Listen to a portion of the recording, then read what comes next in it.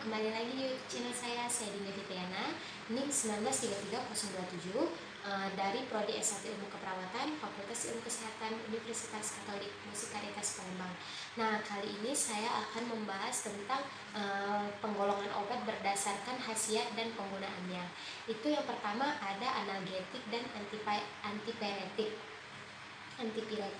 Nah, analgetik itu adalah obat yang dapat mengurangi rasa nyeri tanpa menghilangkan kesadaran. Nah, obat ini juga memberikan efek antipiretik dan juga sebaliknya. Masing-masing obat itu tergantung mana yang paling dominan. Nah, penggolongan obatnya itu terbagi menjadi dua. Yang pertama itu ada analgetik perifer dan analgetik narkotik.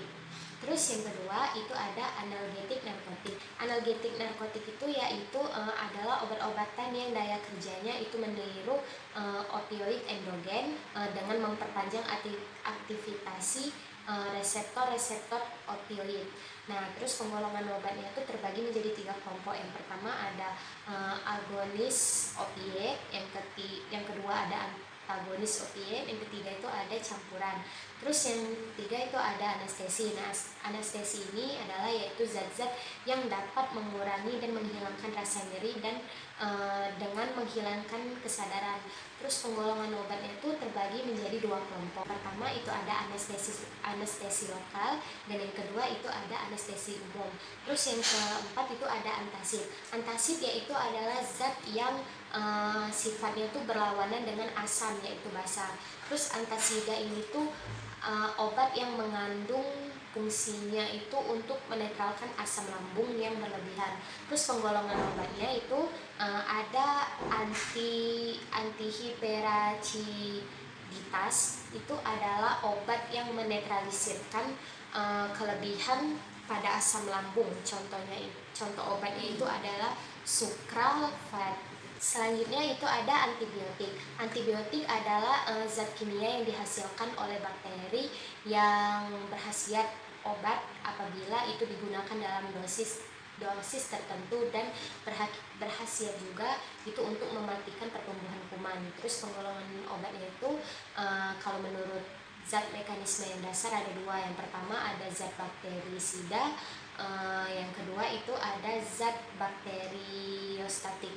Terus kalau misalnya penggolongan obatnya itu menurut atas luas aktivitas itu ada 2. Yang pertama ada antibiotika naro spectrum dan yang kedua itu ada antibiotika broad spectrum. Selanjutnya itu ada antidiabetik. Antidiabetik itu penggolongannya yang pertama ada golongan sulfonylurea, yang kedua ada golongan biguanid, yang ketiga ada golongan analog meclitinib, yang keempat ada golongan thiazolidinedione, yang kelima itu ada golongan penghambat alpha glukosidase.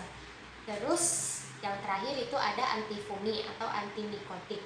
Antifungi adalah senyawa yang digunakan untuk pengobatan penyakit yang disebabkan oleh jamur. Penggolongan obatnya itu terbagi menjadi 3. Yang pertama itu ada mikosis sistemik, yang kedua itu ada dermatofit, yang terakhir itu ada mikosis mukotan. Sekian penjelasan dari materi penggolongan obat berdasarkan khasiat dan penggunaannya. Saya harap ini bisa bermanfaat bagi saya, bagi kita semua. Terima kasih. Sampai jumpa.